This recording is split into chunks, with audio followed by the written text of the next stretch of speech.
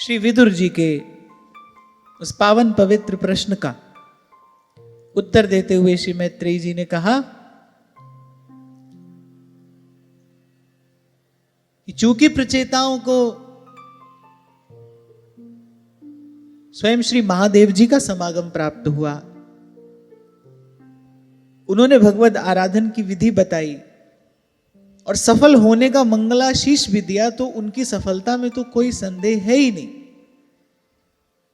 तो प्रचेताओं को तो भगवान का मिलना उसी दिन निश्चित हो गया था जिस दिन महादेव जी मिले, जिस दिन कृपा करके उन्होंने सन्मार्ग का उपदेश किया, बोले भगवत दर्शन तो उसी दिन निश्चित हो गया था।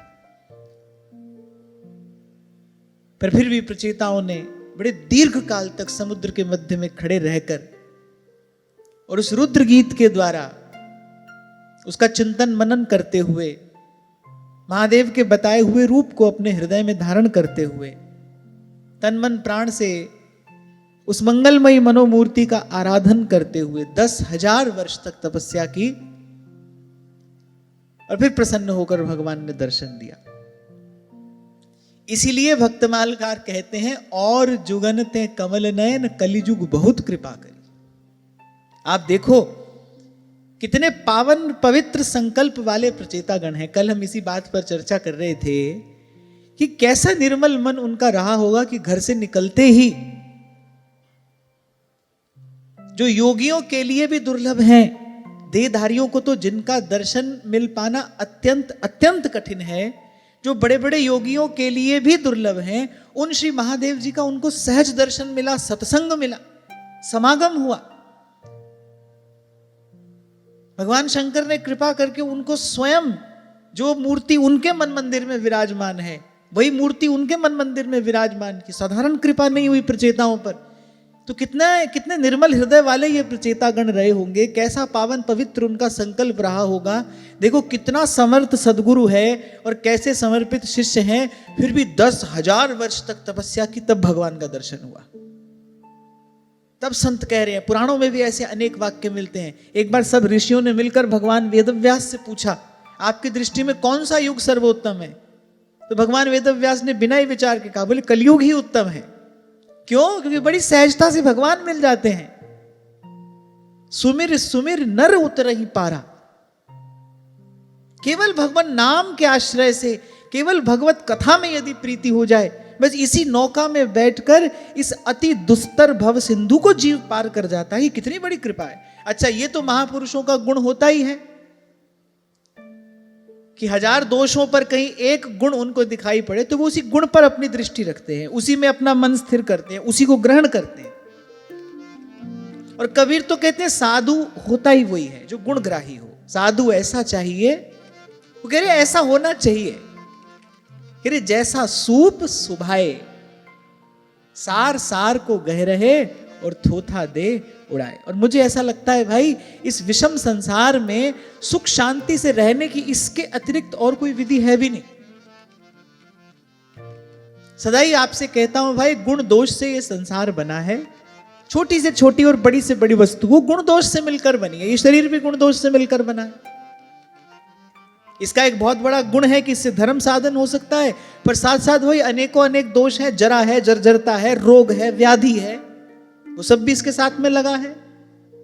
रोम रोम से दुर्गंध निकलती है, ये दोष भी इसके साथ लगा है। तो छोटी से छोटी और बड़ी से बड़ी वस्तु आप देखेंगे गुण दोष से मिलकर बनी है। अब भाई दोष का ही संग्रह करोगे तो हृदय जलता रहेगा, कहीं चैन नहीं मिलेगा। तो इस संसार में, इस विषम संसार में, इस द्वंद्व रूप संसार में सुख से रहने की विधि है ही यही। सार सार को गही रहे, थोथा दे उड़ा। और ये बात तो मैं आपको बड़े विश्वास से कह रहा हूं और बड़ी विनम्रता पूर्वक भी कह रहा हूं। अगर आप शिष्य हो, आप शिष्य हो जाओ, तो फिर ये सारा अस्तित्व जो है ये गुरु की मूर्ति हो जाता है, ये गुरु का विग्रह हो जाता है। इस सारे अस्तित्व में गुरु सत्ता प्रकाशित हो जाती है, प्रतिभासित होती है। वो पग पग पर आपका मार्गदर्शन करती है। कभी कभी ऐसा होता है ना, एक पुस्तक को 100 बार पढ़ो लेकिन उसका सार समझ में नहीं आता, और जीवन में घटने वाली एक घटना आपको वो सिखा देती है, और ऐसा सिखाती है कि आप जीवन भर फिर कभी भूलते नहीं। होता है ना ऐसा, 1000 बार पढ़ो, किसी से सुन लो, वो बात समझ में नहीं आएगी। एक बार जीवन में कोई ऐसी घटना घटेगी, भली बुरी कैसी भी हो, एक बार जीवन में ऐसी घटना घटेगी, फिर ऐसा पाठ आप पढ़ेंगे कि आप जीवन भर चाह कर भी भूल नहीं पाएंगे। इसी बात को मैं कल दूसरे प्रकार से कह रहा था। गुणग्राही होना ही वस्तुतः पात्र होना है। अब भाई महापुरुषों का कहना तो यही है, लाली मेरे लाल की जित देखूं तित लाल।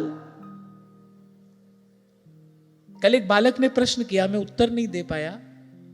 उसने कहा, आपको 2 वर्षों से मैं निरंतर श्रवण कर रहा हूं, एक प्रश्न है जिसका समाधान नहीं हो रहा है, इसका उत्तर नहीं मिल रहा है। आप कहते हैं सब कुछ भगवान का है, भगवान में है, भगवान से है, फिर हमको अपने जीवन में अच्छे बुरे का भेद करने की क्या आवश्यकता है? आप साथ ही ये भी कहते हैं शुभ कार्य करना, तो फिर ये शुभ और अशुभ का भेद, शुभ कार्य करना और अशुभ से दूर रहना, फिर इसकी आवश्यकता क्या है? अगर सामर्थ्य है सबको भगवत स्वरूप स्वीकार कर लेने की तो करो, कोई ना नहीं है। पर मनुष्य ऐसा कर नहीं सकता। अब कोई कहे कि माला जपना और चोरी करना, सब भगवान का है, भगवान में है, भगवान से है, अब सब कुछ भगवान ही है, फिर दोनों काम भी एक बराबर हैं। माना जा सकता है ऐसा? नहीं माना जा सकता है। पर किस स्थिति में माना जा सकता है? जब माला जपने और चोरी करने के परिणाम स्वरूप जो हो, उसमें भी आप दोनों में भगवान देख सके।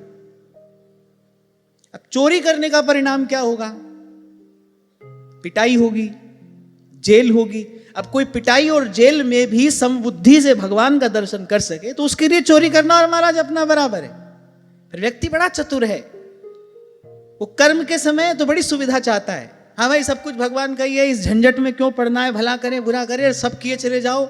जय जैसे सुना था सत्संग में, सब कुछ भगवान है तो किए चले जाओ। मैं ठीक कह रहा हूं, विचार कर कह रहा हूं।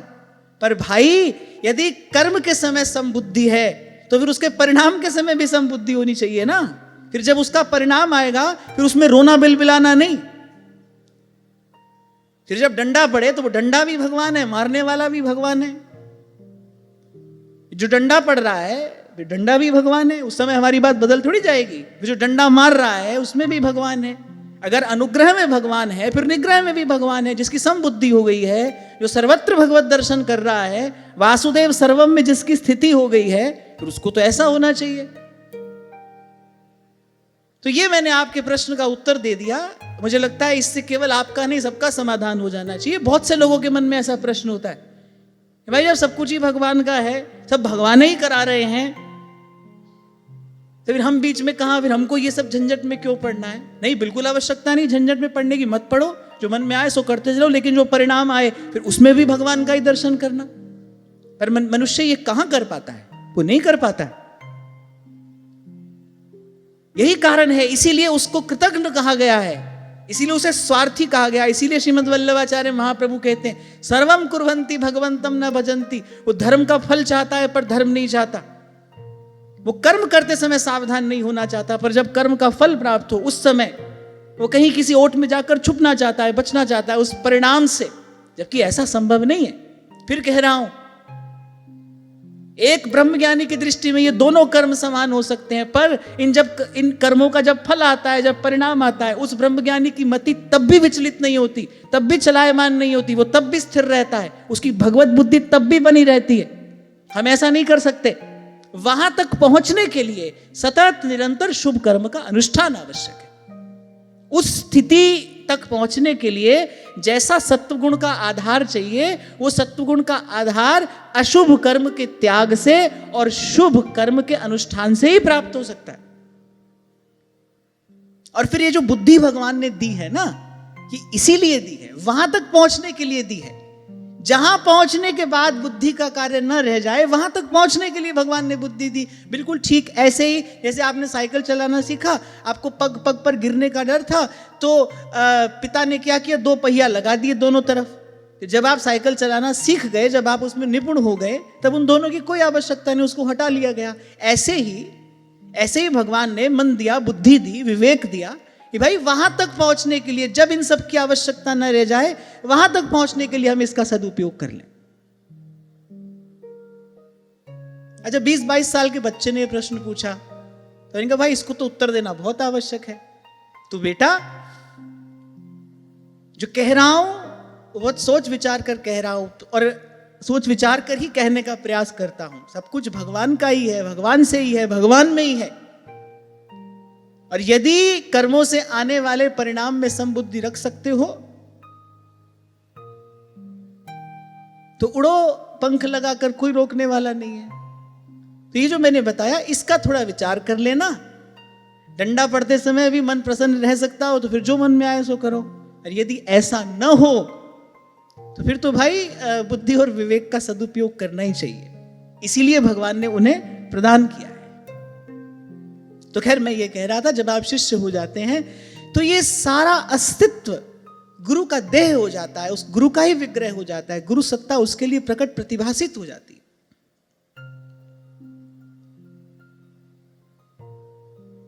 और यदि हम सीखने वाले हों, तो भाई हम तो उस समय, उस स्थान में हैं, यहां एक बात सीख जाने से कल्याण हो सकता है।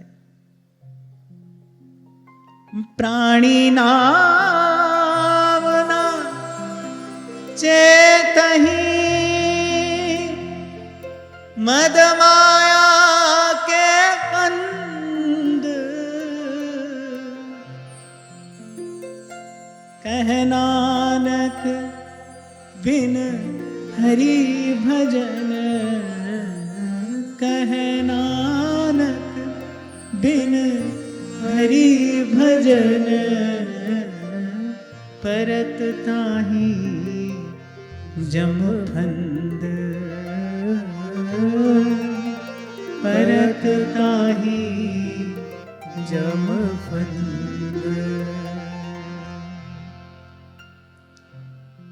ब्रह्मर्षि स्वामी श्री सत्यानंद जी महाराज अपनी वाणी में कहते हैं, ये 2 पंक्तियां मुझे बड़ी प्यारी हैं।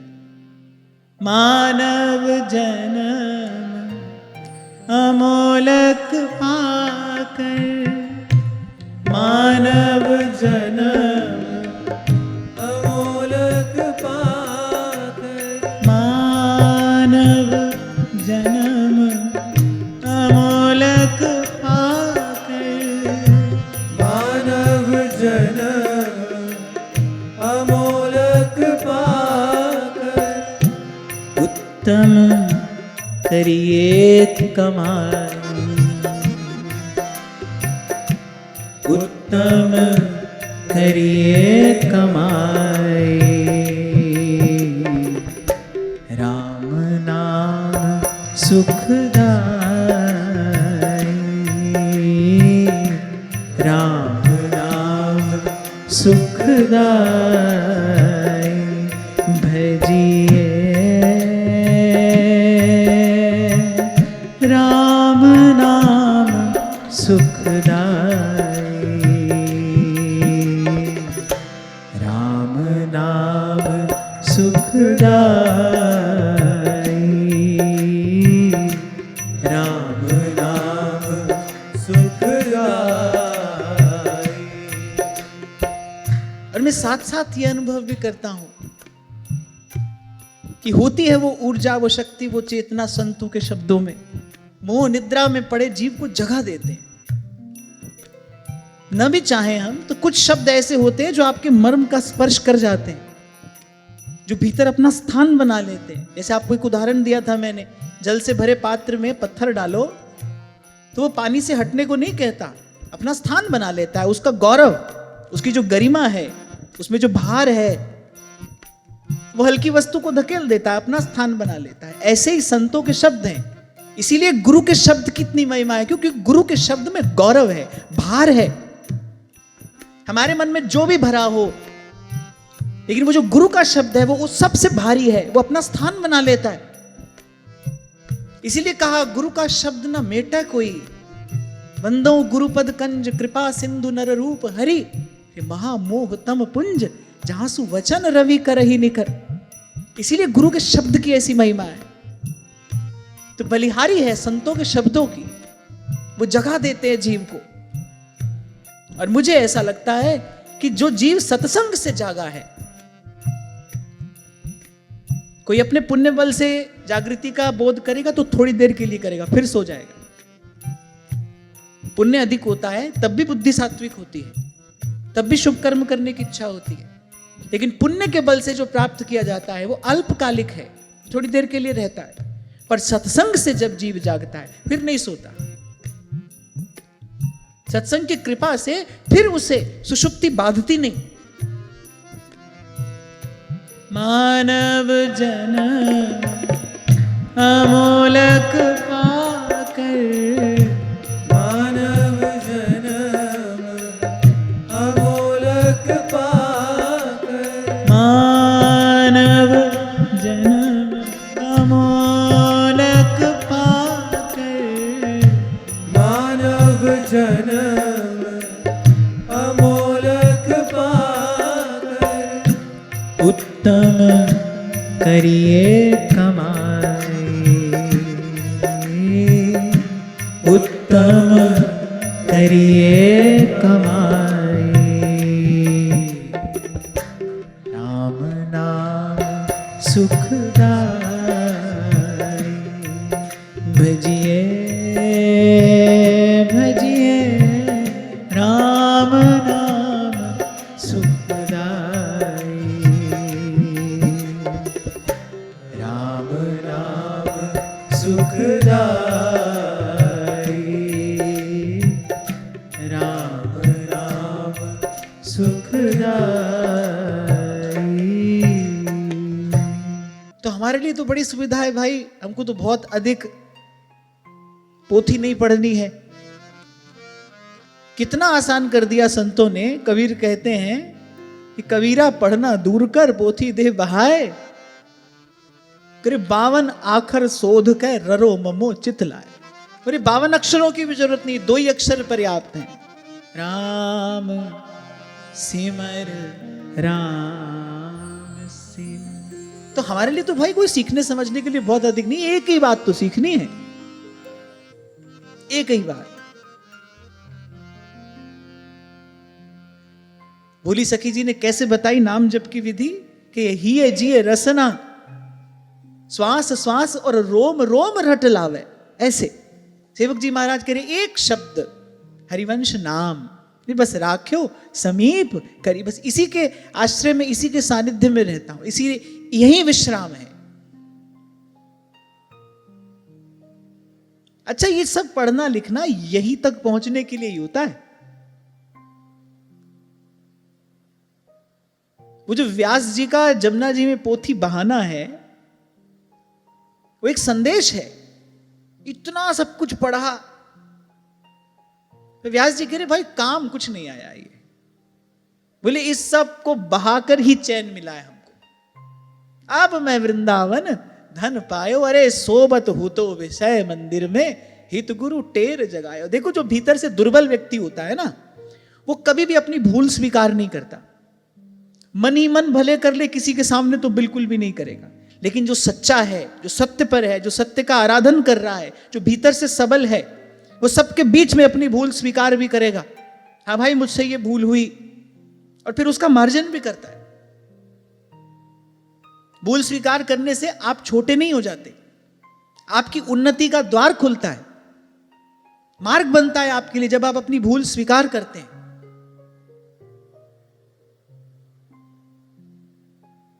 You start to heal. वो जो हमारी चेतना पर घाव लगे हैं ना, जो हमने ही मारे हैं, वो जो हमारे ही कर्मों के परिणाम स्वरूप हमको मिले हैं, मरहम पट्टी होती है उन घावों की जब आप अपनी भूल स्वीकार करते हैं सच्चे हृदय से। तो एक ये बात सदा स्मरण रखना।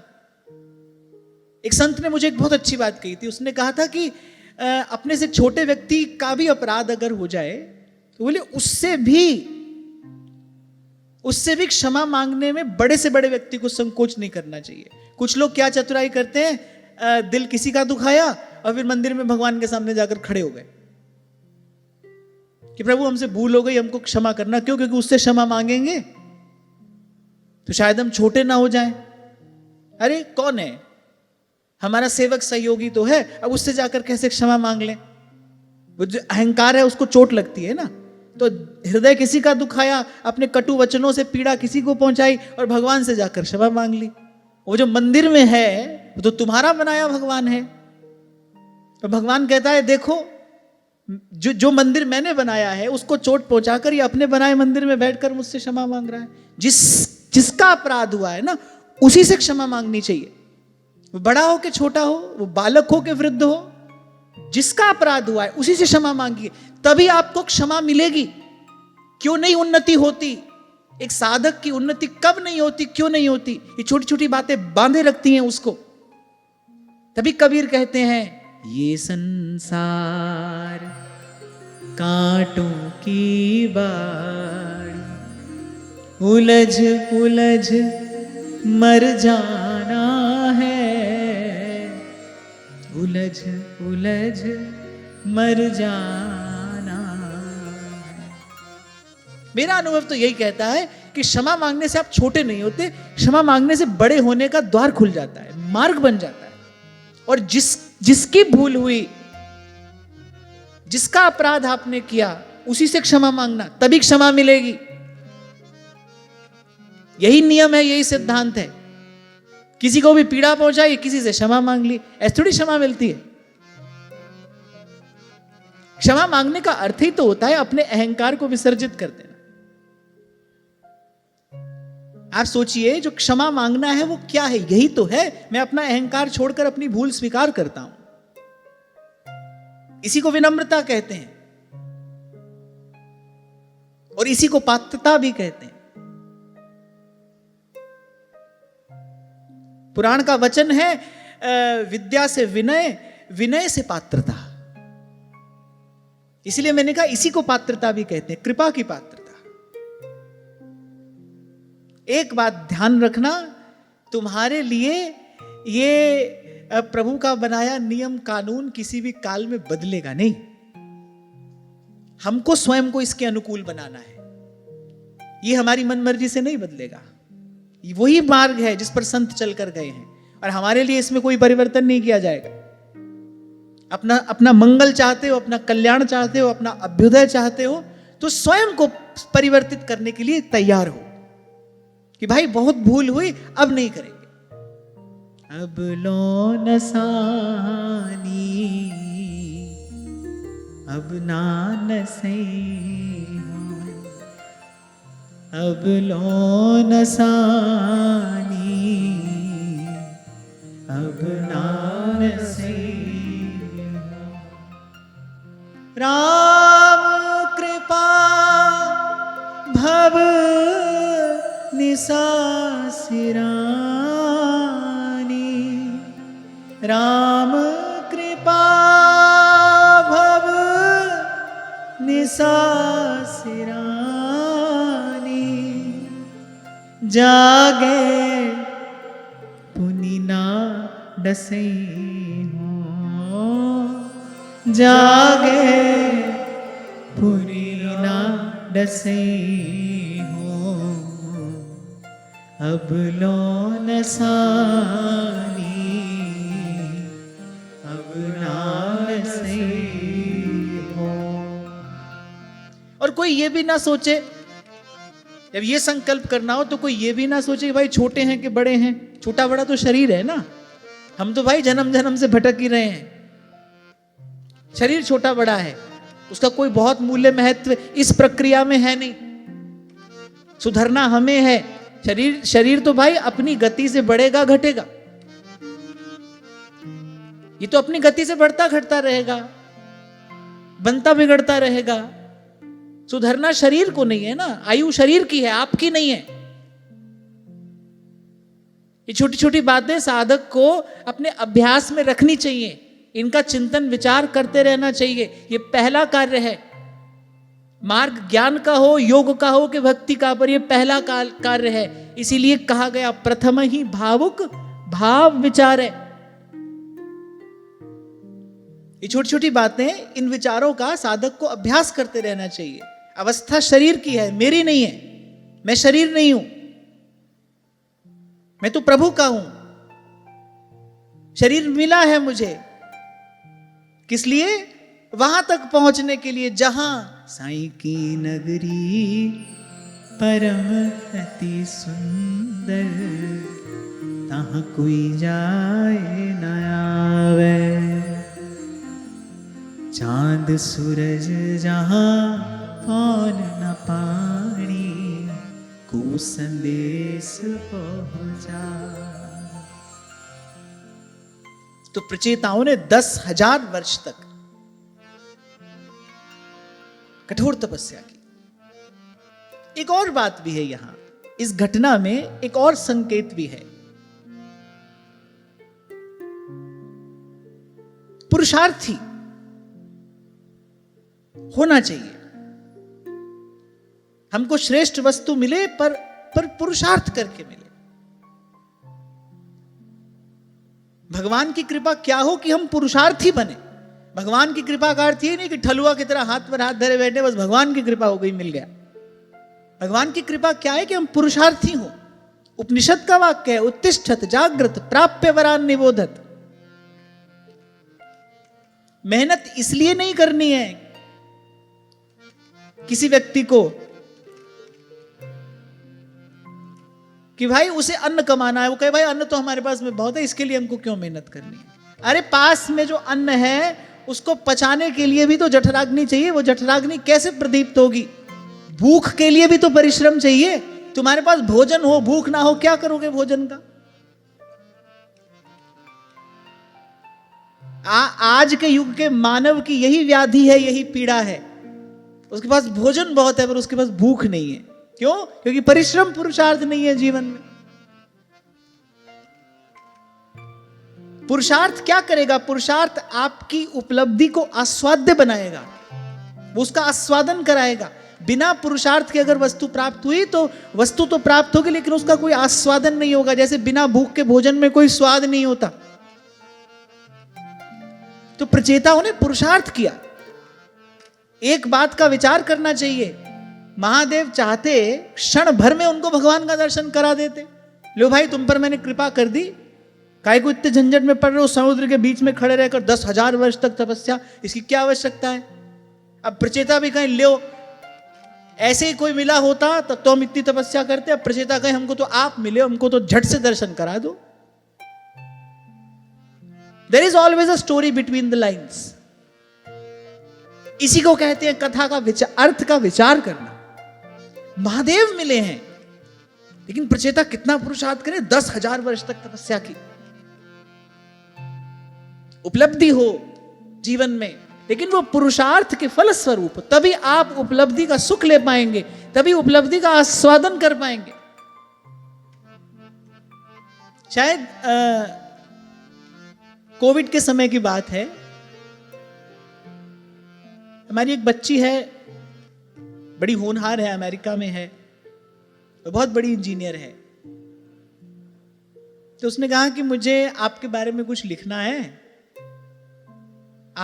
आपके पास इस समय है और मैं ऐसे ही फोन पर थोड़ा थोड़ा आपसे कुछ जानकारी लेती रहूंगी and I will write it down as a book.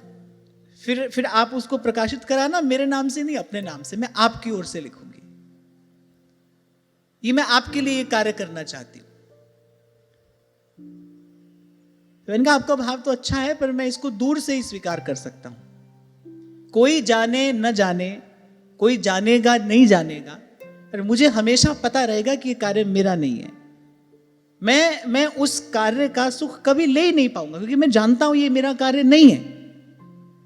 मेरा अनुभव तो यही कहता है कुछ भी मिले पर वो परिश्रम के परिणाम स्वरूप मिले, वो पुरुषार्थ से मिलना चाहिए। भगवान की कृपा पुरुषार्थहीन होना नहीं, भगवान की कृपा पुरुषार्थी होना है। भगवान कृपा करे हम पुरुषार्थी हों। यही बात श्री कृष्ण गीता में कह रहे हैं, कर्मण्येवाधिकारस्ते। अच्छा, इस इस बात को बहुत अनुचित तरीके से कई बार कहा जाता है। कह रहे भगवान कह रहे तू कर्म कर, फल की इच्छा मत कर। ऐसा भगवान ने कहा ही नहीं। भगवान ने कहा फल की चिंता मत कर। भगवान ने ये नहीं कहा फल की इच्छा मत कर। भगवान ने कहा फल की चिंता मत कर, वो मेरे हाथ में है, मैं समय आने पर तुझे दूंगा, तू मेरा विश्वास रख। भगवान तो करने वाले को चिंता से मुक्त होने की बात कह रहे हैं। वो कह रहे बेटा तू काम कर, चिंता मैं करूंगा, फल की चिंता मुझ पर छोड़ दे। यही बात संत कह रहे हैं। कह रहे फिकर करे सो बावरा और जिक्र करे सो साध, उठ फरीदा जिक्र कर, फिक्र करेगा आप। भगवान तो कह रहे हैं कि तुमको चिंता की जरूरत नहीं है, तुम्हारे हिस्से की चिंता मैं कर लेता हूं। तुम अपना कार्य मन लगाकर करो, क्योंकि अगर मन चिंता में लगा रहा तो कार्य ठीक प्रकार से नहीं कर पाओगे, करने का सुख नहीं मिलेगा। कर्म में भी तो कुछ है ना, एक रस है ना उसमें। भगवान ने कहा उससे क्यों वंचित होते हो, और जब फल देने वाला मैं हूं तो समय आने पर तुमको दे ही दूंगा। जगत मजूरी देत है, क्यों राखे भगवान। तो भगवान तो ये कहे चिंता मत करो, मैं हूं। भगवान कहते हैं मैं हूं ना, चिंता क्यों करते हो। वो गीता का उपदेश लिखा रहता है ना, सबसे पहली बात भगवान कहते हैं क्यों व्यर्थ चिंता करते हो, क्यों व्यर्थ डरते हो। तो भगवान तो जीव को चिंता मुक्त कर रहे हैं। कहीं भी ये नहीं कहा है तुम फल की इच्छा मत करो। फल का विचार करके ही कर्म में प्रवृत्ति होती है।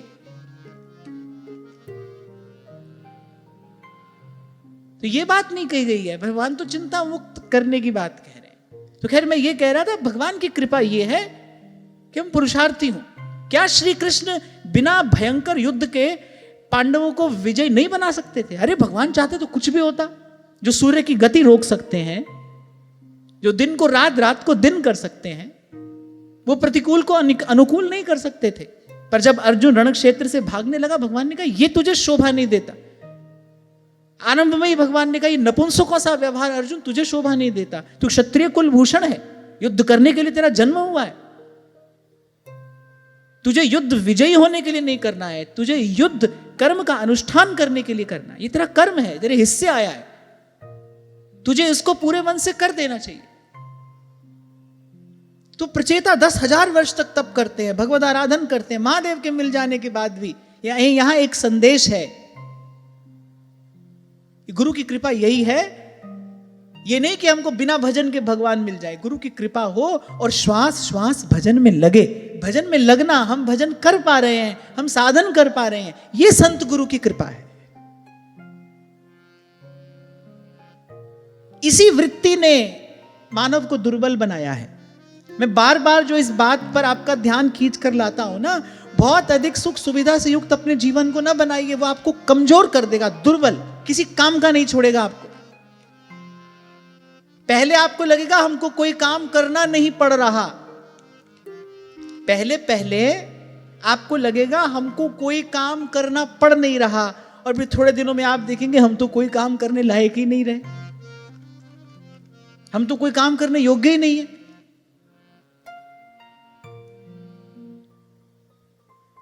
हमको आज आते आते बड़ा सुंदर पाठ ठाकुर जी ने पढ़ाया।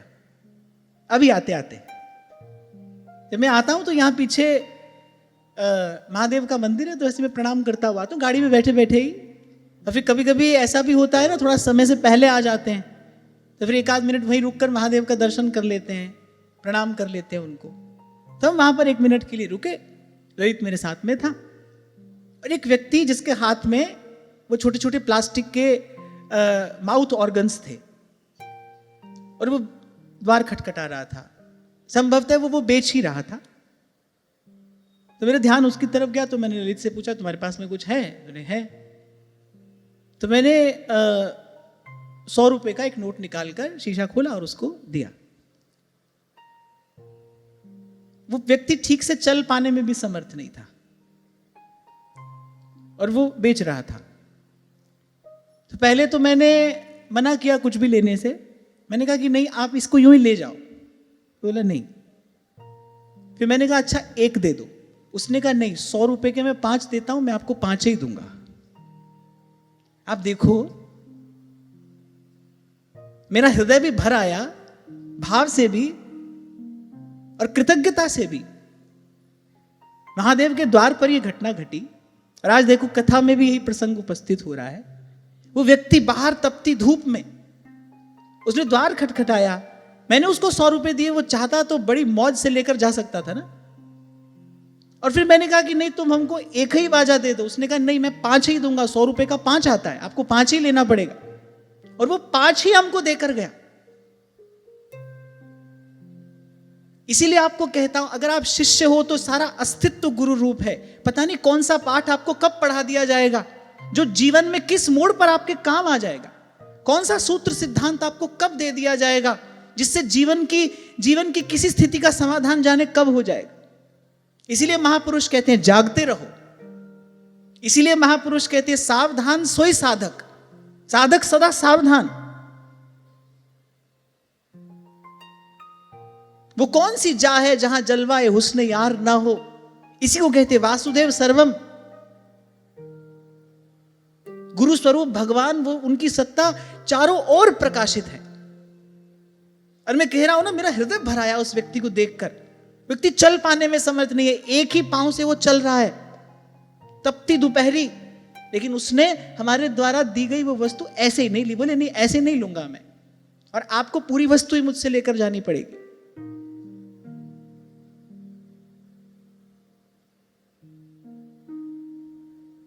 ना जाने किस रूप में तो नारायण मिल जाए, ऐसे ही पता नहीं किस रूप में गुरु सत्ता आविर्भूत होती है। वो कुछ संकेत देकर जाती है, कुछ बता सिखा कर जाती है। इसलिए कह रहा हूं भगवान की कृपा ये नहीं है कि हम पुरुषार्थहीन होकर पड़े रहें और हमारे हाथ में सब कुछ आए। मुझे तो लगता है कि कहने वाले तो यहां तक कहते हैं अगर वो खुश हो जाए तो खदाई बख्श देते हैं, अगर वो नाराज हो तो बादशाही बख्श देते हैं, अगर अपना बनाते हैं तो सब कुछ लूट लेते हैं। वो मोहन है तभी तो मुस्कुरा कर लूट लेते हैं। और आज से नहीं, बचपन से ये भी संतों की ही कृपा है, ये उन्हीं का दिया प्रसाद है, ये उन्हीं की दी शिक्षा है जो जीवन में फलीभूत हो रही है। कल ही मैं स्मरण कर रहा था परम पूज्य भगत श्री हंसराज जी महाराज का, और मैं फिर कह रहा हूं, आज पुनः उनका स्मरण कर रहा हूं और कह रहा हूं कि मैं बड़भागी हूं जो ऐसे संत की सेवा, ऐसे संत का सानिध्य मुझे मिला। ये जो सत्संग में अनुशासन आप देखते हैं, ये जो समय की मर्यादा आप देखते हैं, ये प्रसाद मुझे वहीं से मिला है। ये सब कुछ मैंने वहीं से सीखा है, वहीं से पाया है। इसके लिए जितना धन्यवाद दूं कम है। गुरुजनों का ऋण चुकाया नहीं जा सकता, केवल कृतज्ञ हुआ जा सकता है। उस महापुरुष को मैंने देखा अपने जीवन के अंतिम क्षण तक भी अपना कार्य स्वयं करते। मैंने शायद पहले भी आपको बताया था, हम कभी कभी सत्संग में भी, प्रवास में भी साथ रहने का मौका मिलता था। रात को 1-2 बज जाते थे वापस पहुंचते हुए, और अगले दिन सुबह 5 बजे सत्संग का, नियमित सत्संग का समय सुबह 5 बजे रहता था। हमारी आंख लगी रह जाती थी, पर पूज्य महाराज जी समय से ठीक 2 मिनट पहले अपने आसन पर उपस्थित होते थे। तो शायद ये उनके संग सानिध्य का प्रसाद है, उनकी कृपा है, उनकी दी हुई शिक्षा दीक्षा है कि बचपन से ये संस्कार भीतर में रहा कि प्रभु बस इतनी कृपा आप करना, आप इसे हमारी कामना भी समझें तो हम अपने आप को सकाम मानने के लिए तैयार हैं, पर इतनी कृपा आप सदा करना कि आपकी कृपा से भले चारों ओर सब हो, पर ये जीवन कभी पुरुषार्थहीन ना हो। मुझे हाथ पर हाथ धरे बैठकर मुफ्त में रोटी नहीं तोड़नी भाई। मुझे किसी भी वस्तु की आवश्यकता हो ना हो, पर मुझे बिना परिश्रम के जीवन नहीं जीना। अरे इस संसार से हवा पानी लिया है, अन्न जल लिया है, और मेरा तो यह भी मानना है कोई कहीं पर भी पहुंचा है तो भाई वो अकेला अपने बल पर नहीं पहुंचा। पता नहीं कितने लोगों ने उसका सहयोग किया है प्रत्यक्ष अप्रत्यक्ष रूप से। सबके प्रति कुछ कर्तव्य है हमारा, कुछ ऋण है हम पर सबका। प्रभु के दरबार में जाना है, लेखा जोखा यही निपट जाए तो अच्छा है। और यहां तक आ जाने के बाद तो प्रयास यही होना चाहिए, कम से कम लिया जाए और अधिक से अधिक देने का ही प्रयास किया जाए। भगवान ऐसी कृपा करें और प्रभु का भजन ऐसी योग्यता, ऐसी सामर्थ्य प्रदान करें, कम से कम लें, आवश्यकता कम करें, फिर उससे भी कम लें और अधिक से अधिक दे पाए। हम ना सोचे हमें क्या मिला है, हम ये सोचे क्या क्या है पण, फूल खुशियों के बाटे सभी को, सबका जीवन ही बन जाए मधुबन, अपनी करुणा का जल तू बहा दे, कर दे पावन हर एक मन का कोना। हम चले नेक रस्ते पे, हमसे भूल कर भी कोई भूल हो ना। और ये बात मैं कोई अभाव में नहीं कह रहा हूं, मैं एक और बात भी कहना चाहता हूं कि भाई कुछ है नहीं, कुछ मिलने की संभावना भी नहीं है, ना हमारे पास में भोजन है, ना भोजन मिलने की संभावना है, तो चलो हम व्रती हो जाते हैं। ये बात मैं ऐसे अभाव में नहीं कह रहा हूं। कहने वाला कोई कहता रहे कि समय से पहले और भाग्य से अधिक नहीं मिलता, पर मुझे मेरे प्रभु ने समय से पहले भी दिया है और भाग्य से कहीं अधिक भी दिया है। ये बात मैं किसी अभाव में नहीं कह रहा हूं।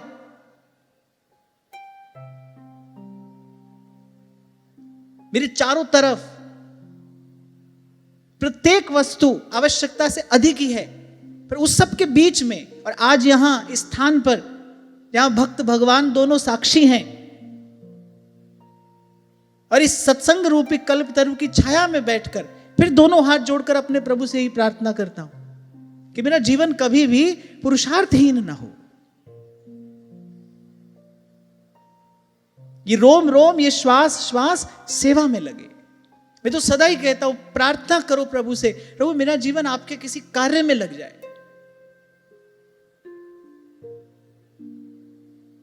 प्रभु की दृष्टि से बची नहीं वो गिलहरी जो तिनका लाकर सेतु पर डाल रही थी। गिलहरी के तिनका डालने से सेतु का कुछ बनने बिगड़ने वाला नहीं था, पर वो घटना वहां घटी क्यों? प्रभु आपको और मुझे कुछ बताना चाहते हैं। अरे पर्वताकार वानर हैं वो, और गोस्वामी जी तो उनकी संख्या मालूम है क्या लिखते हैं मानस में?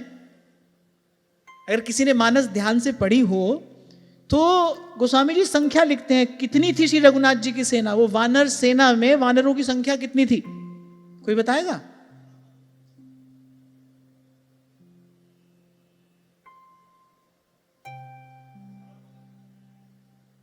हाँ, किसने बताया? अच्छा, बहुत अच्छा। कह रहे पद्म 18 जूथप बंदर। 18 पद्म नहीं, 18 पद्म तो वानरों के नायक थे। एक एक नायक के समूह में कितने वानर होंगे, माने हमारी बुद्धि इसका अनुमान नहीं लगा सकती। We can not even calculate, हम इसकी गणना ही नहीं कर सकते। गोस्वामी जी कह रहे पद्म 18 पद्म। कितना होता है पद्म? कितने शून्य होते हैं पद्म में?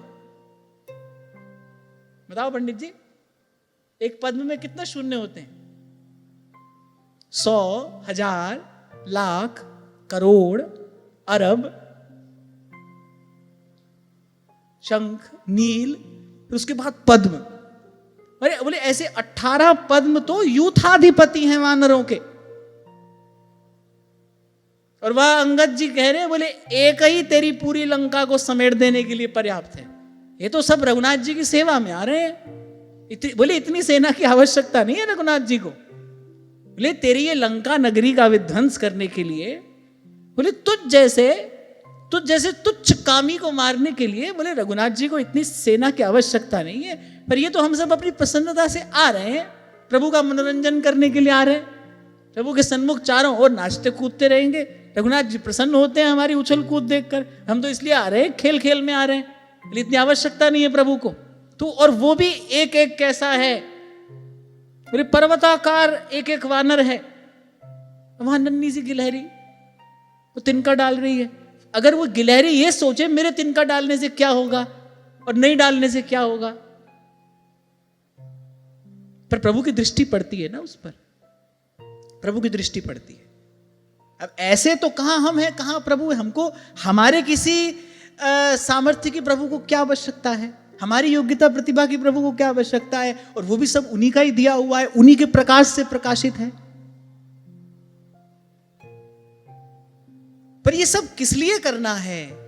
नाम ते आए महासुख पाया, हरि गुण गाए मेरा मन सितलाया। गुरुपुर बजी बधाई, नानक जिता बखाड़ा जी। तू मेरा राखा सबनी थाई, तापो के काड़ा जी। और जिसको सेवा में सुख मिला है, जिसको सेवा से सुख मिला है, जिसको सेवा का सुख मिला है, वही जानता है, वही जानता है कि सब भक्त संत झोली फैलाकर प्रभु से इसी की याचना क्यों करते हैं।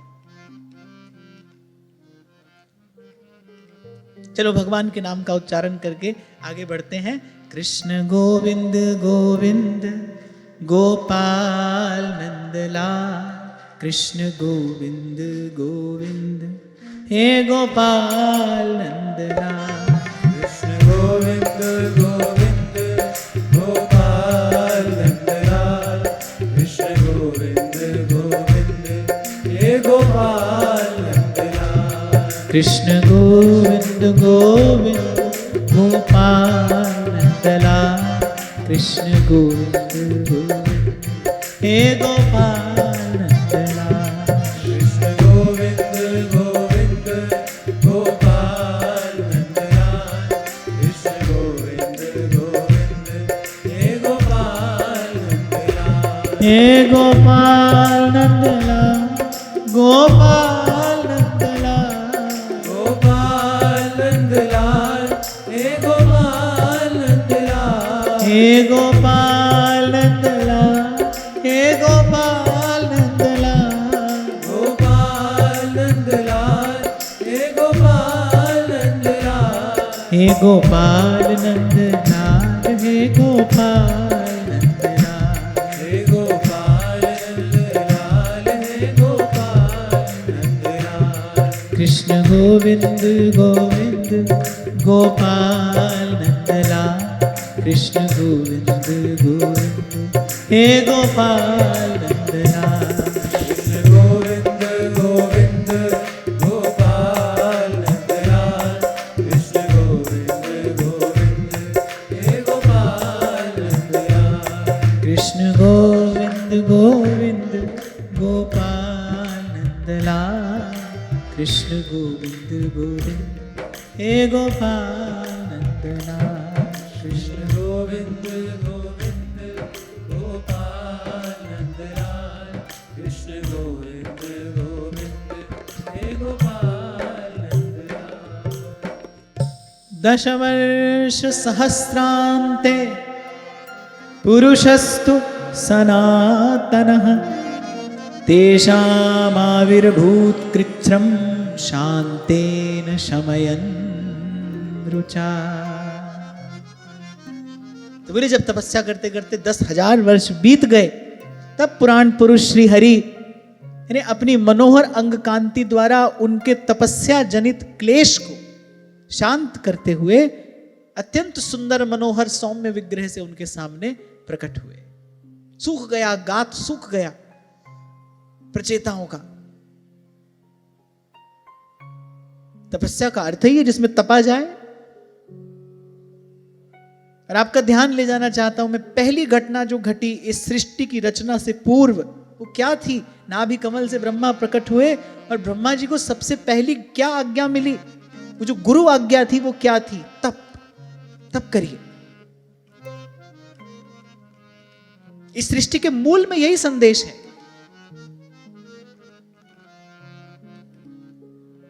ब्रह्मा जी को आज्ञा हुई तप करिए, तप करके सृष्टि रचना की सामर्थ्य अर्जित करिए।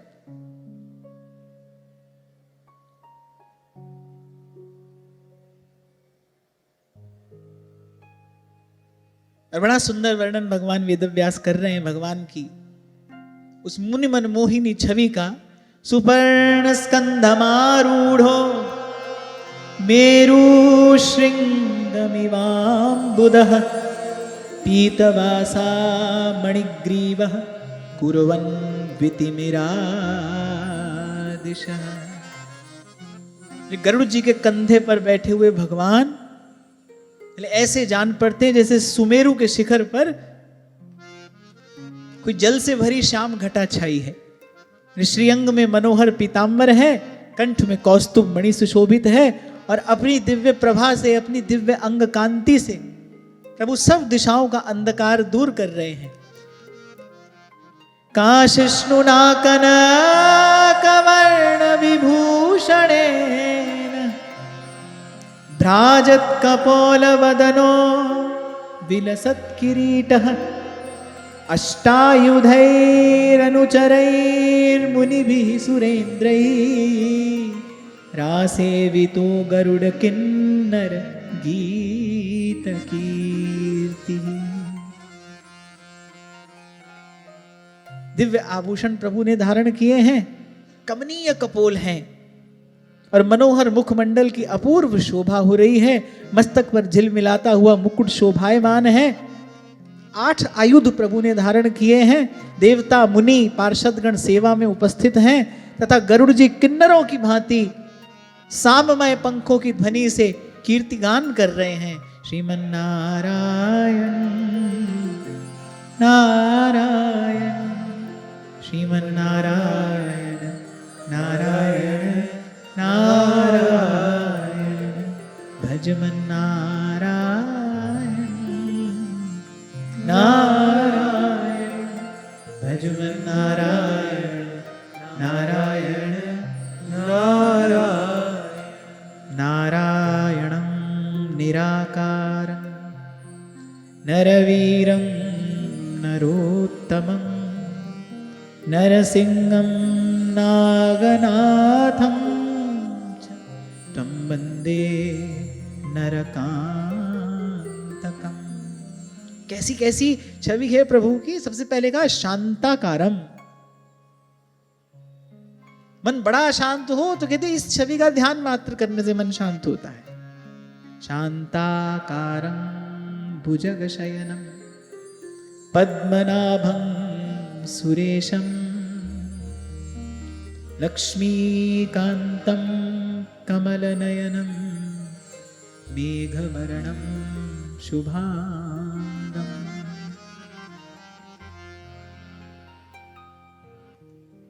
लक्ष्मी जी से स्पर्धा करने वाली वनमाला विराजमान है।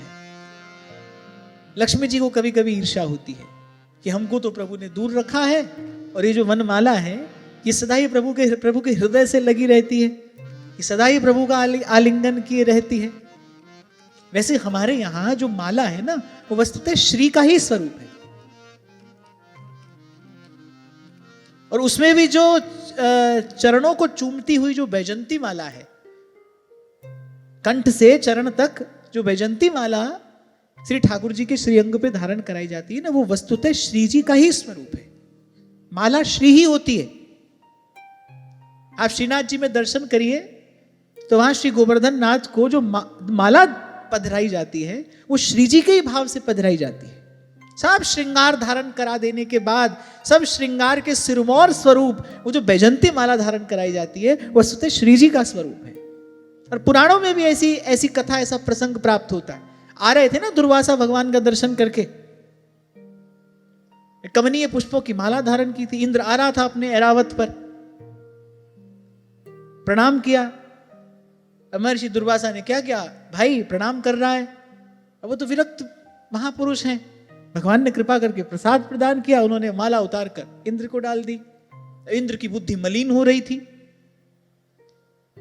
देखो ये जो प्रसंग बार बार उपस्थित हुए हैं, ये वस्तुतः देवराज इंद्र की निंदा नहीं है। अत्यधिक विषय भोग के कारण जो बुद्धि में जड़ता आ जाती है, ये उसकी ओर संकेत है। अरे ऋषि ने अपने कंठ से उतार कर माला पहनाई, भगवान का प्रसाद है, उसके बाद उन ऋषिवर को मिला, अब तो महाप्रसाद हो गया। प्रसाद यदि भक्त के हाथ से मिल रहा है और उसको भक्त ने पहले स्वीकार कर लिया है, फिर तो भाई वो प्रसाद नहीं, महाप्रसाद है। एक प्रसाद है सीधे प्रभु से मिला, फिर एक प्रसाद है जो हमको किसी संत भक्त से मिला है, वो तो महाप्रसाद है। इंद्र की बुद्धि मलिन हो रही थी, उसने कहा क्या फूलों की माला हमको पहना दिए। और जैसे ही वो अन्यथा भाव इंद्र के मन में आया, जब महर्षि दुर्वासा के वक्षस्थल पर वो माला थी, बड़ी शोभायमान थी, प्रभु की प्रसादी माला है, फूल मुरझा कैसे जाएंगे। पर जा की रही भावना जैसी, प्रभु मूरत देखी तिन तैसी। जैसे ही इंद्र के मन में अन्यथा भाव आया, फूल कुछ कुमला गए। अब इंद्र ने क्या किया, हाँ हाँ ठीक है, पहना दी हमको माला। इंद्र ने माला उतारी और ऐसे ही ऊंचा ऐरावत जो खड़ा था, ऐसे ही ऐरावत के गले में डाल दी। अब वो भी इंद्र का ही ऐरावत है, वो कौन सा कम है। अब उस बेचारे को पता भी क्या है कि भाई ये क्या है। अब हाथी तो मत वाला होता ही है, और वो तो इंद्र का हाथी है, उसके मद का तो क्या कहना। अब उसने वो माला फेंकी और अपने पांव तले कुचल दी। अब इंद्र की मति देखो, पंगा लिया भी तो किससे, दुर्वासा। अब सामने वशिष्ठ जी होते, चलो कोई संभावना थी भाई बच जाते, पर वो तो पहले ही दुर्घटना संभावित क्षेत्र है, वहां पर तो और बच के चलना चाहिए, वहां तो तेज गति से चलना ही नहीं चाहिए। सावधान कर दिया जाता है ना, दुर्घटना संभावित क्षेत्र है भाई, संभल कर चलना। वो दुर्घटना संभावित क्षेत्र, वहां इंद्र ने ऐसा कर दिया। दुर्वासा ने कहा मूर्ख, अरे हमने तुझे प्रभु का प्रसाद स्वरूप ये श्री प्रदान की और तूने उसकी ऐसी अवज्ञा की। ये दुर्वासा ने कहा जा अभी जाकर श्रीहीन हो जा, तेरी सब कांति, तेरा सब वैभव मलिन हो जाएगा, तू श्रीहीन हो जाएगा। अब इंद्र ने कहा क्षमा कर दी। बोले क्षमा वमा हमारे पास में है ही नहीं, हमारे शब्दकोश में क्षमा नहीं है। और दुर्वासा चलते बने और इंद्र को इंद्र पद से हाथ धोना पड़ा इस अपराध के परिणाम स्वरूप। तो पुराणों में भी ऐसे अनेक प्रसंग हैं, और भाव की दृष्टि से तो जो वो बैजंती माला है ना, वस्तुतः श्री का ही स्वरूप है।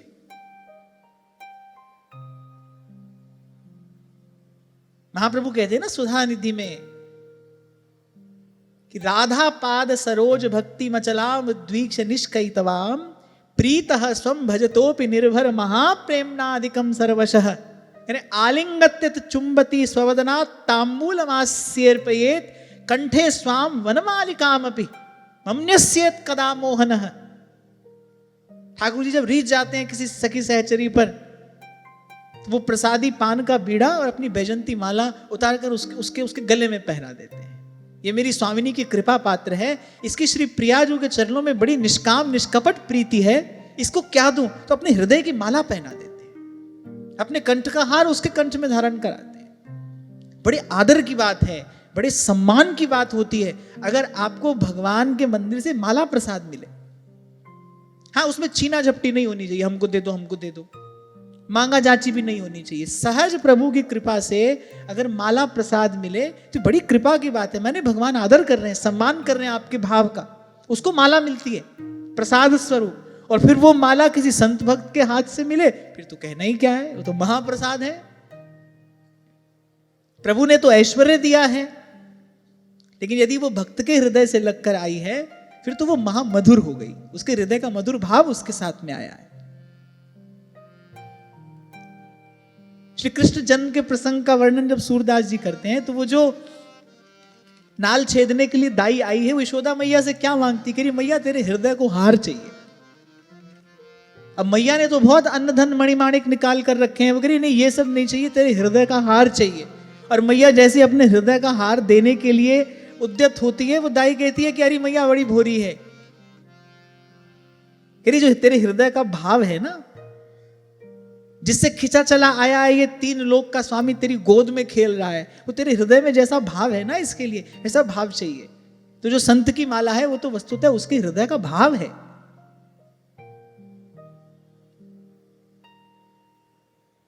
तो यहां भगवान वेद व्यास कर रहे हैं, कह रहे हैं कि श्री लक्ष्मी जी से स्पर्धा करने वाली वनमाला विराजमान है और आदि पुरुष श्री नारायण ने इस प्रकार पधार कर अपने शरणागत प्रचेताओं की ओर दया दृष्टि से निहारा। उनका सब तपस्या जनित जो क्लेश था दूर हो गया। जैसे ही प्रभु की कृपा दृष्टि पड़ी, जैसे उस दृष्टि से उस अमृत का सिंचन हुआ, तन मन प्राण स्वस्थ शीतल प्रसन्न हो गए। और फिर प्रभु ने मेघ के समान गंभीर वाणी में कहा, भगवान ने एक बड़ी सुंदर बात यहां पर कही है। भगवान ने ये तो कहा वर मांगो, और भगवान ने कहा तुम्हारी तपस्या से भी बहुत प्रसन्न हूं, पर भगवान ने कहा एक बात से मैं सबसे अधिक प्रसन्न हूं कि तुम सब में बड़ा सौहार्द है। जब जीव जीव से वैर करता है, विरोध करता है और भगवान का भजन करता है तो भगवान को अच्छा नहीं लगता। इसीलिए महाप्रभु कह रहे हैं भाई प्रभु को सुख देने का ये हमारा हितोपासना का मार्ग है। सबसे पहला कार्य यही करना, सब सो हित निष्कामति। एक जीव मात्र के प्रति, किसी के भी प्रति किसी प्रकार का वैर विरोध द्वेष आदि की हिंसक भावना हमारे मन में ना हो। भगवान ने कहा तुम्हारी तपस्या से तो प्रसन्न हूं, पर यहां भगवान कह रहे हैं सौहार्दे ना पृथक धर्मास तुष्टो हम सौहृदय नवः। बोले जो तुम्हारे आपस में जो ये सद्भाव सौहार्द है ना, बोले इससे बड़ी प्रसन्नता हुई है मुझे। तो यहां एक और सूत्र हमारे हाथ में आता है कि जब हम मिलकर रहते हैं, सौहार्द पूर्वक रहते हैं, सद्भाव से रहते हैं, तो हमारे इष्ट आराध्य को प्रसन्नता होती। मैं तो कहता हूं भाई हम जो दे सकें, जो निवेदन कर सके प्रभु को, वही देना। बाकी तो सब उनका है ही, बाकी तो सब उन्हीं का ही है। फल फूल जो भी प्रभु को निवेदन कर रहे हैं सब उन्हीं का ही है। हम क्या निवेदन कर सकते हैं? हमको यही देना चाहिए। इसीलिए मैं आपसे कहता हूं मंदिर में बैठकर क्या करते हो यह आपका व्यक्तिगत विषय है। आपके माध्यम से इस संसार में प्रसारित क्या हो रहा है? किसी को सुख दिया है, किसी के मुख पर मुस्कान का कारण बने हो, तभी 2 दिन से आपको कह रहा हूं जो साधक है उसके जीवन में कोई ना कोई परमार्थ का कार्य अवश्य होना चाहिए, रहना चाहिए। कोई ऐसा कार्य जिससे उसके और उसके परिवार के अतिरिक्त किसी दूसरे को भी लाभ हो, और उस लाभ के बदले हमको किसी लाभ का लोभ ना हो। निष्काम भाव से किया गया कोई भी कर्म, अरे जब तक शरीर में बल है तब तक तो सेवा करनी ही चाहिए, करते ही रहना चाहिए। यहां शायद मदन टेर की बात है। मदन टेर के पास 100 वर्ष पुरानी घटना होगी। एक बड़े भजनानंदी संत रहते थे, श्री महाप्रभु जी के चरणों के आश्रित थे।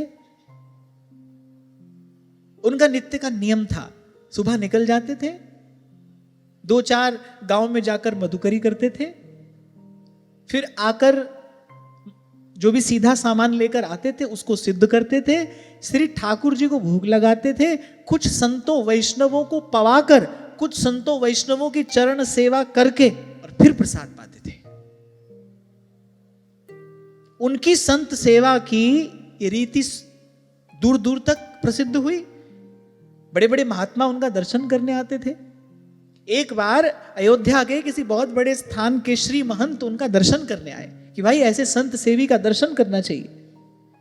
अब जब दर्शन करने आए तो उन्होंने बाबा तो बड़ी साधारण स्थिति में रहते थे, एक अचला लपेटे रहते थे, धूल धूसरित उनका गात रहता था, कभी सोनी सेवा कर रहे हैं और कभी किसी सेवा में लगे हैं, कभी किसी सेवा में लगे। तो उन्होंने आकर पूछा कि बाबा का दर्शन कैसे हो सकता है। उन्होंने देखा किसी स्थान के महंत हैं, वो लग रहा था उनके वेश से। तो उन्होंने कहा कि बाबा अभी आते ही होंगे, आप बड़ी दूर से आए प्रतीत होते, कुछ बैठिए विश्राम करिए। अब महंत जी थके हुए थे ही, तो वृक्ष की छांव में तख्त बिछा था, बाबा ने उस पर बैठने के लिए आसन लगा दिया, वो बैठे। बोले महाराज आप बड़ी दूर से आए प्रतीत हो रहे हैं। बोले बाबा तो थोड़ी देर में आ ही जाएंगे, आप कुछ प्रसाद आदि पा ले, ठाकुर जी को भोग लगा है। उन्होंने थोड़ा प्रसाद भी पा लिया, दोपहर का समय रहा होगा। बोले महाराज जी आप थोड़ा लेट जाएं, मैं आपकी चरण सेवा कर दूं। बाबा बस आते ही होंगे। अब वो महंत जी थके हुए भी थे, सुप्रसाद पाया, थोड़ा लेट गए, बाबा चरण सेवा करने लगे। अब बाबा चरण सेवा कर रहे हैं, महंत जी लेटे हैं, और इतने में कोई आया और चरण सेवा करते बाबा को नाम लेकर प्रणाम किया, दंडवत करने लगा। अब तो महंत जी झट से उठकर बैठे। अब बाबा ने कहा आप बड़ी दूर से आए थे, अब ऐसे तो आप हमको सेवा का अवसर देते नहीं, और आप जिस संत सेवा का दर्शन करने आए हैं, बोले हमको देखकर आपको क्या दर्शन होता। तो ठाकुर जी ने बड़ी कृपा की, हमको आपकी सेवा का अवसर प्रदान कर दिया, सेवा का अवसर हमको मिल गया। क्या कह रहा था मैं इससे पहले?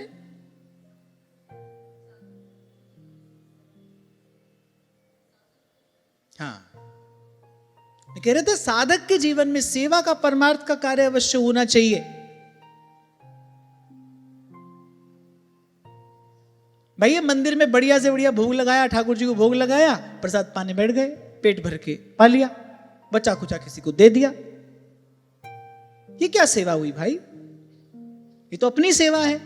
जो हमको रुचा, जो हमारी खाने की इच्छा थी, वही अमनिया सिद्ध किया, ठाकुर जी को भोग लगाया और पा लिया। इसमें कहां सेवा है? दिखाओ तो सही, इसमें किसकी सेवा हो रही है? अपने लिए जो किया जाए उसको सेवा कहते हैं, जो केवल अपने लिए किया जाए उसको सेवा कहा जाता है क्या? बताओ इस सब में कहां सेवा है? तभी 2 दिन से जो बात मैं आपको कह रहा हूं, बहुत विचार कर कह रहा हूं कि केवल इस प्रकार चलने से कुछ बहुत अधिक हाथ नहीं आता। नहीं तो ध्रुवदास जी क्यों कहते सेवा और तीर्थ भ्रमण फलत है काल ही पाए। यहां किस सेवा की बात हो रही है? जिसको हम सेवा समझते हैं ना, वो सेवा है नहीं, तो अपनी सेवा है भाई, अपना पेट भरने के लिए सब कुछ हो रहा है। जो लोग एकादशी करते हैं, वो एकादशी को लगाते हैं ठाकुर जी को फलाहार का भोग के नहीं? बताओ। फिर कहते हैं महाराज जी हम तो इसलिए लगाते कि ये प्रसाद पाएगा कौन। इसका मतलब आप बनाई इस बुद्धि से रहो कि बाद में थाल तो तुम्हारे पास में ही आना है, पाना तो तुमको ही है। चलो इस झंझट से बचने के लिए फलाहारी ठाकुर जी को भोग लगाओ कि पाना तो हमको ही है। तो जो कर रहे हो अपने लिए ही तो कर रहे हो। 4 रिश्तेदार घर में आने हो, चलो आज अमनिया थोड़ा ज्यादा बना लेते हैं। किसके लिए बनाया है? थोड़ा सा ध्यान से देखोगे सब अपने लिए हो रहा है भाई, ये सब अपने लिए है, ये सब इसी देह के पोषण के लिए हो रहा है। इसलिए कह रहा हूं, विचार कर कह रहा हूं, कोई ना कोई परमार्थ का कार्य आपके जीवन में होना चाहिए, तभी आपकी वास्तविक उन्नति होगी। और कम से कम हित के मार्ग पर तो उन्नति करने का इसके अतिरिक्त कोई और रास्ता नहीं है।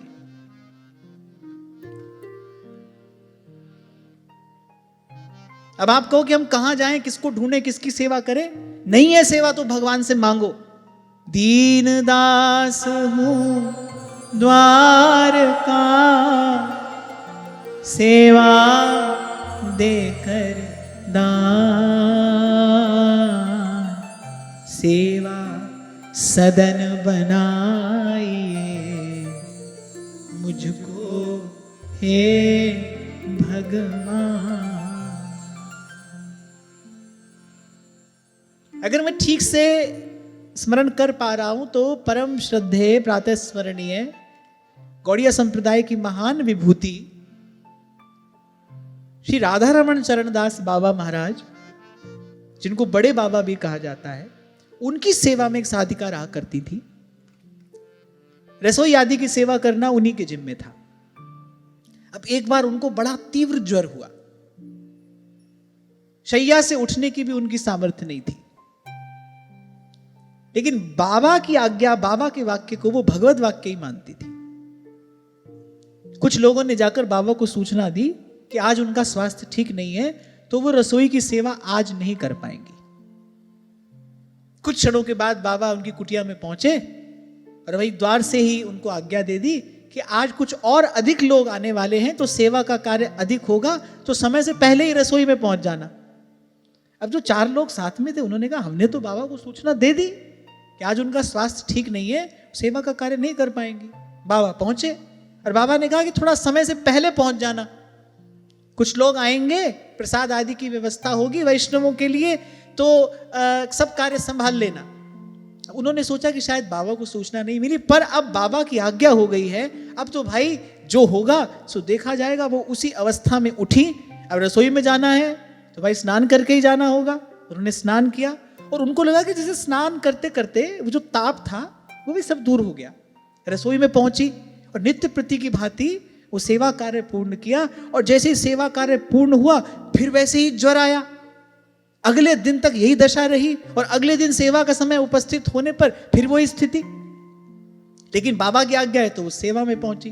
जब सब ठीक हो गया, जब वो स्वस्थ हो गई,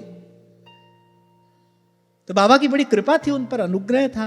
बाबा के चरणों में बैठी थी तो एक दिन पूछा, बोले बाबा अब की बार ये क्या लीला की आपने? बाबा ने बड़े काम की एक बात कही। बाबा ने कहा, रोग की स्थिति में यदि हिस्से आई सेवा का कार्य छोड़ दिया जाए तो बोले रोग प्राण घातक रूप ले लेता है, वो और अधिक बढ़ जाएगा। लेकिन अगर उस स्थिति में भी आप सेवा का कार्य करते रहते हैं तो बोले रोग को ही वस्तुतः पराजित होकर जाना पड़ता है, प्रारब्ध को पराजित होना पड़ता है भगवान की सेवा के आगे। जैसे मैंने आपको एक छोटी सी कथा सुनाई काशी के संत की, कि उनके शिष्य का अकाल मृत्यु का समय निकट आया। उन्होंने शिष्य को कहा, भाई तू मेरे चरण दबाना और जब तक कहूं नहीं तब तक दबाते रहना। अब वो गुरु की सेवा में है और तेरे सेवक को भौ किछ नाही, ये तो नियम है, जम ना आवे नेड़े, उसका मृत्यु स्पर्श कर नहीं सकती। संत ने बचा लिया, अकाल मृत्यु का समय टल गया, जीवन दान मिला। इसी प्रकार सेवा में रहना ये भी एक प्रकार से गुरु की आज्ञा में ही रहना तो है, ये भी गुरु के ही संग में रहना तो है, गुरु के ही सानिध्य में रहना तो है। और फिर ऐसा तो मैंने अपने जीवन में बहुत बार देखा। कितनी बार ऐसा होता था, एक बार शायद बरेली की घटना है, 6 से 9 कथा का समय था शाम को, और खूब बारिश हो रही थी। तो शायद 6 बजने में 5 मिनट रह गए थे और इतना भयंकर ज्वर, मुझसे 2 मिनट सीधे बैठा भी नहीं जा रहा था।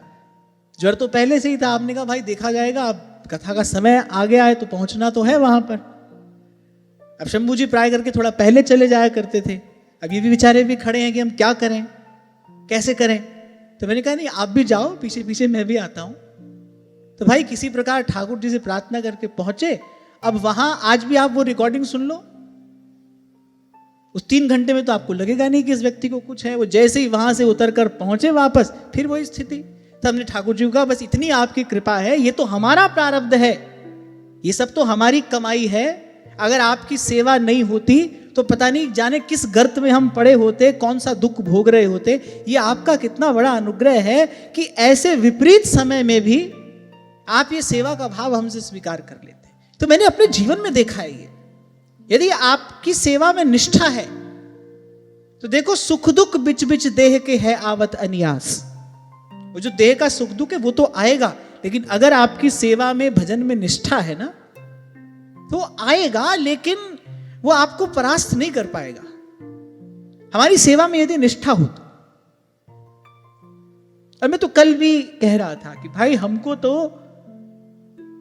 यहां तक लाने वाला बस वो एक भाव ही है, बस जो संतों से प्रसाद स्वरूप मिला कि हरि नाम सो नेह पले तो पालिए। हमारे पूज्य गोहाना वाले महाराज जी ये बात कहते थे बार बार, कह रहे हरि नाम से नेह पले तो पालिए और सेवा में ये देह गले तो गालिए।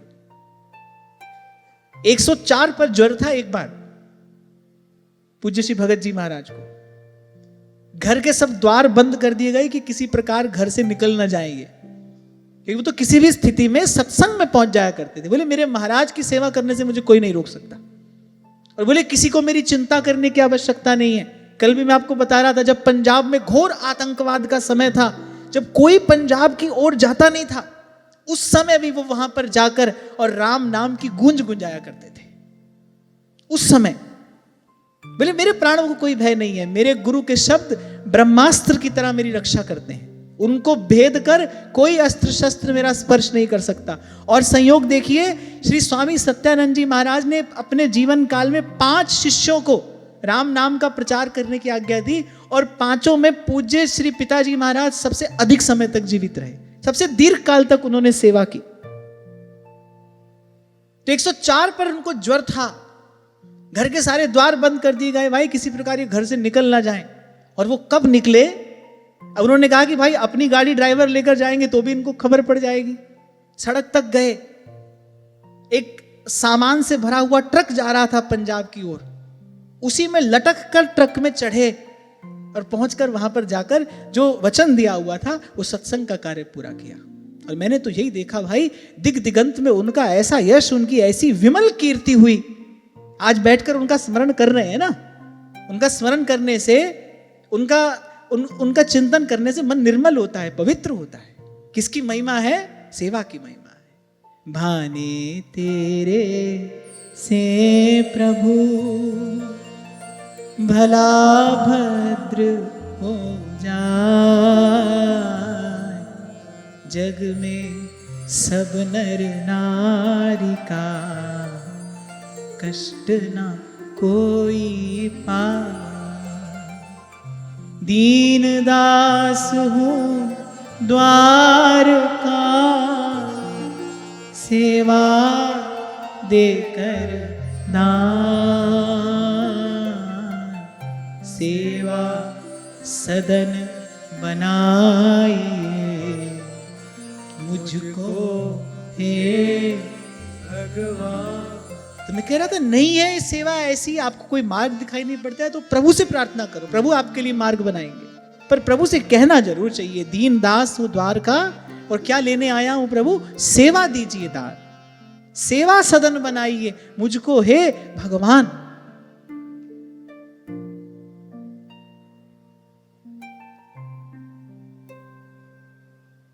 कितना भयंकर कष्ट का समय था हमारे शंभू जी के लिए।